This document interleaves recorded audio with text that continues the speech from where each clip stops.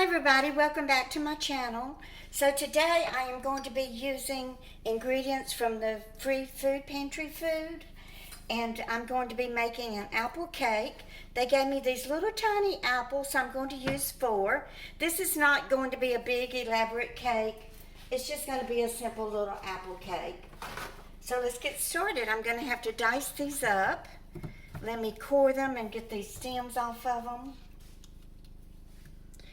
When I lived in Tennessee back in the 1980s, they were always having these, they weren't really flea markets, they were like an open air vendor place where you could rent a table and sell your handmade goods and everything. And I went to one and I bought this, it was a peck that was decorated. So I bought that and I actually used it for years as a laundry hamper, and I just loved it.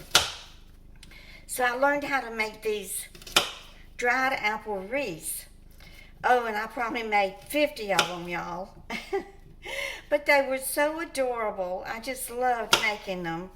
You know, you had to slice the apples very thin and then dry them. And I would usually just spread them out on a cookie sheet and dry them on top of the refrigerator.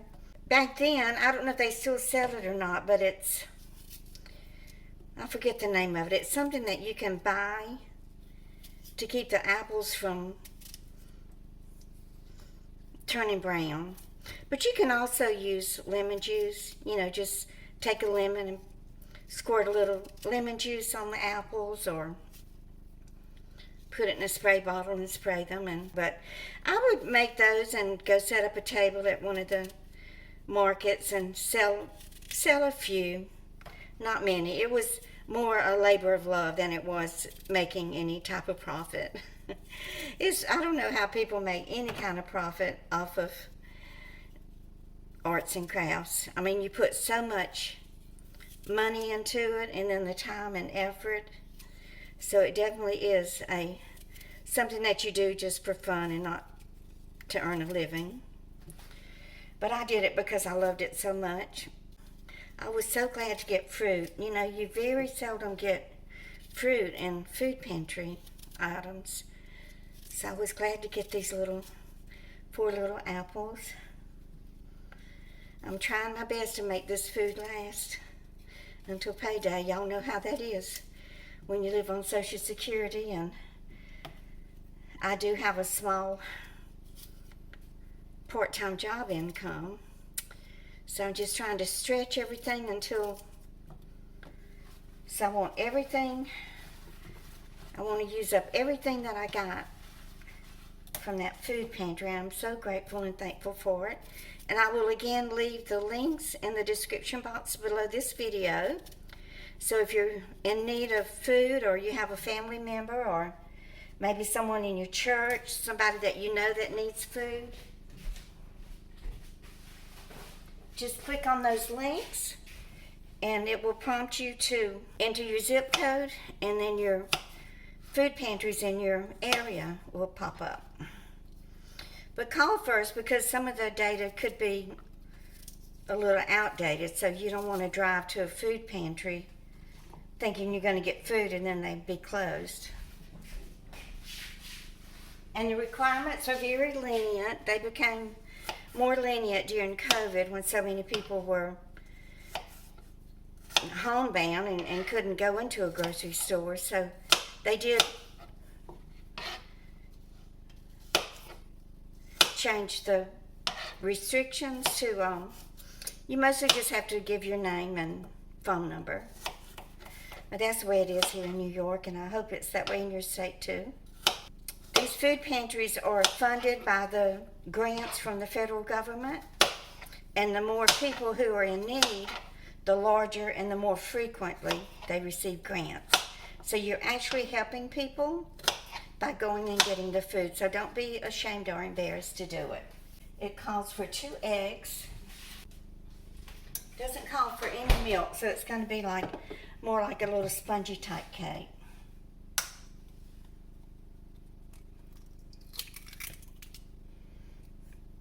Y'all, I still got this nail polish gobbed up on my nails that Ife put on there the other day when she had opened her nail salon, and she was playing the role of a nail salonist. Okay, to the eggs, I'm going to add 1/2 cup granulated sugar. Let's get this beat up.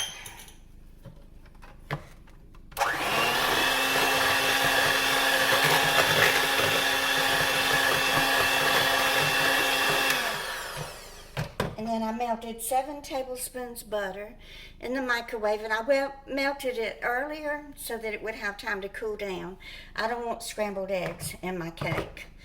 I will slowly add the butter.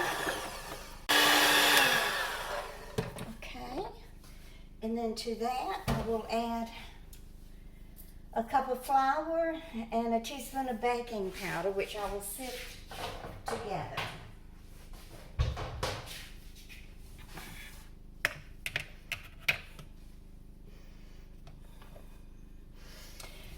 And 1 teaspoon baking powder. Whew, I gotta put this on my list. I don't use it that often, and after a year or two you realize you're almost out, right? Okay, where are my spoons? 1 teaspoon baking powder. I got this recipe off of a YouTube video. It was a European measurement, so I hope I'm following it correctly. I'll find out, I guess. It's always been a challenge for me to convert grams into American measurements, but I was able to do that by the internet. So you just want to sift your powder and baking powder.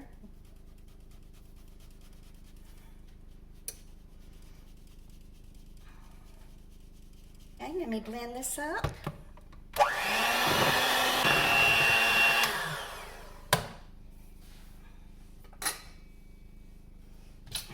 And a pinch of salt.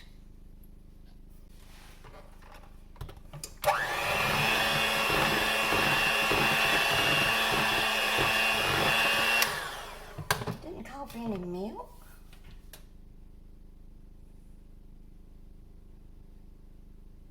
That's weird, it's so thick. It didn't call for any milk. Let me check the recipe again. Okay, it does not call for milk. That sure is a thick batter. I'm going to add a little milk. I might be doing the wrong thing, but I think it's just too thick. I know it's supposed to be a sponge cake, but add a little bit of milk. It didn't call for vanilla extract either, but I'm going to add that. It's not going to hurt. A teaspoon of vanilla, and then I'm going to add a dash of cinnamon.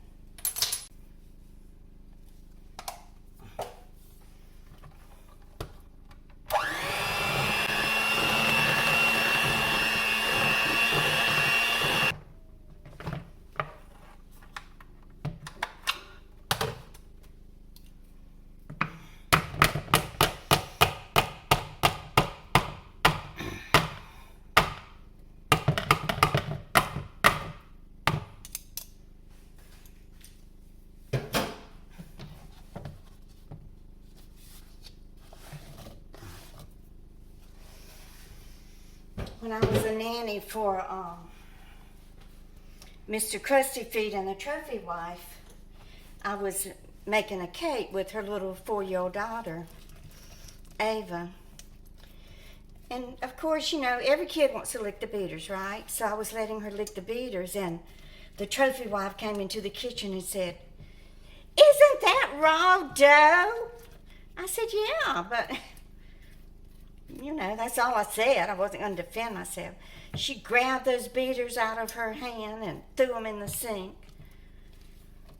And she's the one that made this grilled cheese, y'all, with, she puts the bread in the toaster, takes it out, puts a slice of American cheese in between the 2 pieces of bread, and then heats it in the microwave. Like she knows anything about cooking. Oh, she was such a dumb woman. But she got herself a rich man, a very rich man. He was my age and she was 29. They live in a mansion in New Canaan, Connecticut. She's had another child and twins. The two children, when he married her, she already had the little 4-year-old girl and then a little boy that was 18 months old. I was the nanny. I stayed with them about a year till I just couldn't take any more of it, y'all. There comes a time when you just can't, no matter how much money they pay you. Oops. And that series is in my Nanny Diaries on my playlist. If y'all want to watch it, it's very interesting. We go to Las Vegas and they take me with them, and she's got on a $6,000 fox fur coat that is all the way down to the ground. She's walking around hot Las Vegas in that fur coat. Okay, so these are the shell peanuts from the pantry. I'm going to taste some of them first.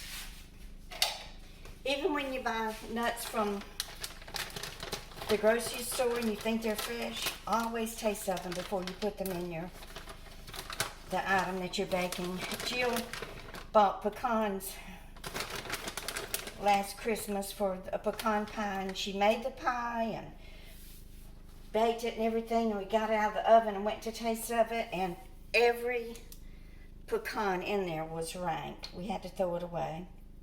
They're pretty good. They're from the United States Department of Agriculture. Y'all, they're companies who grow and provide food for the USDA only. And it's good food. Y'all remember the government cheese? Oh, that was so good. My best friend in high school, Ann, her aunt, who lived in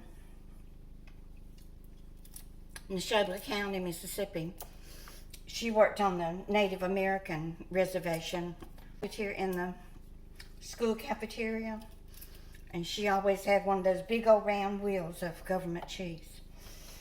And when we'd go visit her, we would take some bread and slice that government cheese on top of it and put it on a cookie sheet and hold it right in front of the gas heater. And that's how we made our cheese toast. It was so good. She loved antiques, and she had a little room in her home that she just had all of her antiques in it. And I don't care for antiques. Anything old and from back then doesn't impress me. But Ann just loved them, and now she owns a very, very, very profitable, she has owned a very profitable antique business for probably 40 years. She and her husband traveled to France to buy the antiques, and they have them shipped over here in a big container on a boat. Okay, now the recipe said to sprinkle this with a little sugar. I have the oven set on 350, but I'm going to turn it down to 340.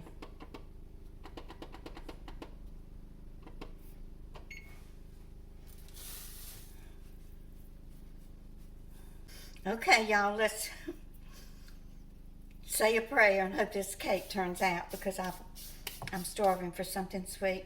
I'll be back when it's done, y'all. Okay, so I ended up cooking it almost an hour. It didn't rise very much because it just, it only calls for what, one teaspoon baking powder, but it's supposed to be a sponge cake.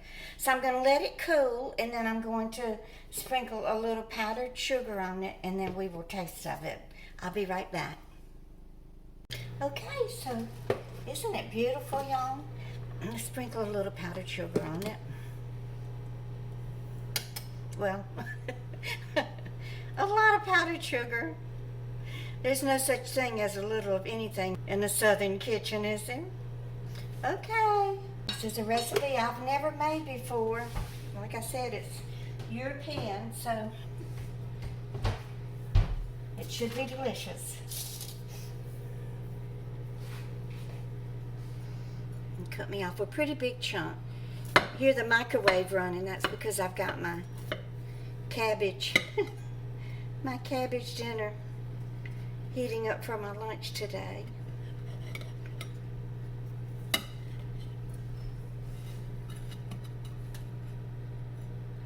Okay, this is what the inside looks like. Still fairly hot.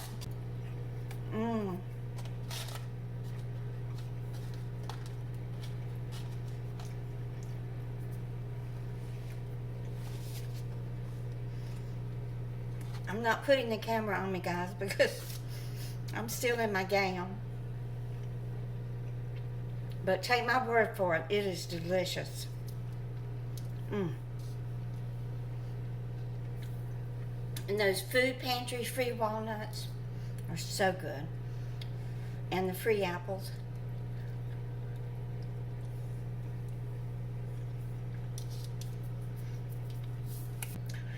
Y'all please support my channel by giving me a thumbs up.